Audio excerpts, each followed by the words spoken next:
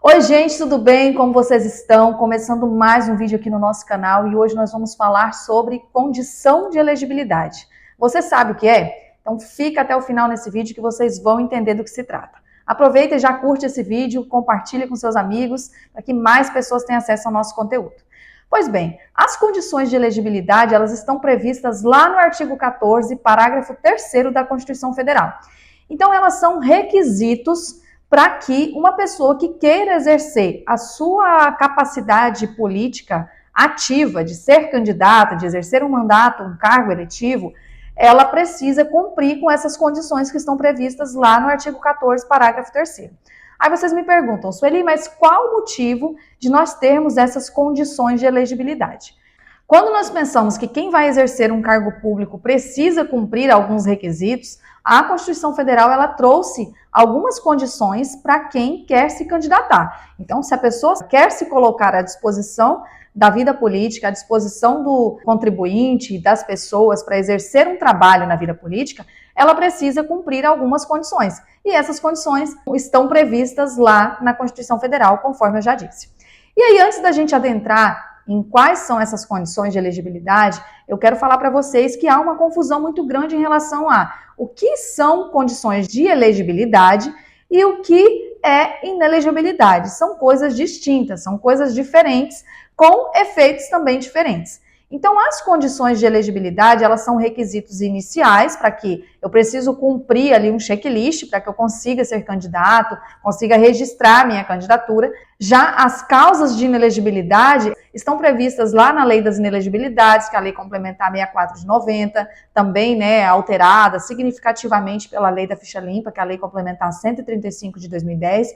A Lei Complementar 64 de 90 tem um rol de inelegibilidades previstas que não permite que alguém que tenha algum daqueles problemas, digamos assim, consiga ser candidato. Mas a gente vai falar aqui das condições de elegibilidade. Então, vamos para elas. Como a gente disse que isso se trata de condições, então, caso a pessoa não cumpra todos esses requisitos, essas condições previstas no artigo 14, parágrafo 3º da Constituição, não consegue ter o seu registro de candidatura deferido. Pois bem, lá no inciso 1º do parágrafo 3º, nós temos a primeira condição de elegibilidade é a nacionalidade brasileira. Existem alguns cargos no Brasil que têm a obrigatoriedade de que o brasileiro seja brasileiro nato para exercer.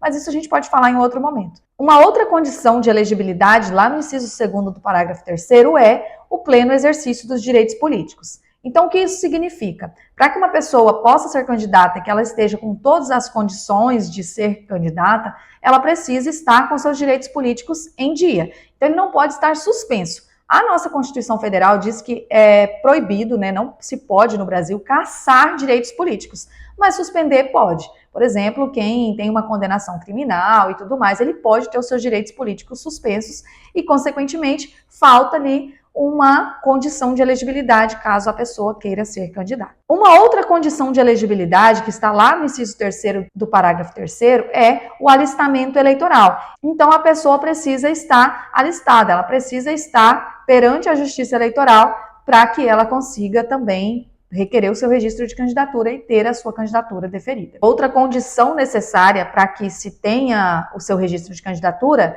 é o domicílio eleitoral na circunscrição em que a pessoa quer ser candidata. O que isso significa?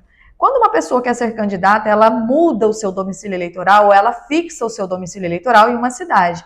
E há o requisito legal de que esse domicílio eleitoral, inclusive, ele precisa estar fixado há pelo menos 6 meses da eleição. Por isso que quando está chegando a época de mudança de domicílio eleitoral, a gente informa muito bem as pessoas. Caso ela queira trocar de cidade, ela queira exercer a sua vida política ativa em uma outra cidade, ela precisa observar o prazo mínimo de 6 meses. Outra condição muito importante é a filiação partidária. Isso a gente já falou aqui, inclusive tem vídeo aqui no canal falando sobre isso, de que hoje no Brasil nós temos a necessidade para quem quer ser candidato, precisa estar afiliado em um partido político.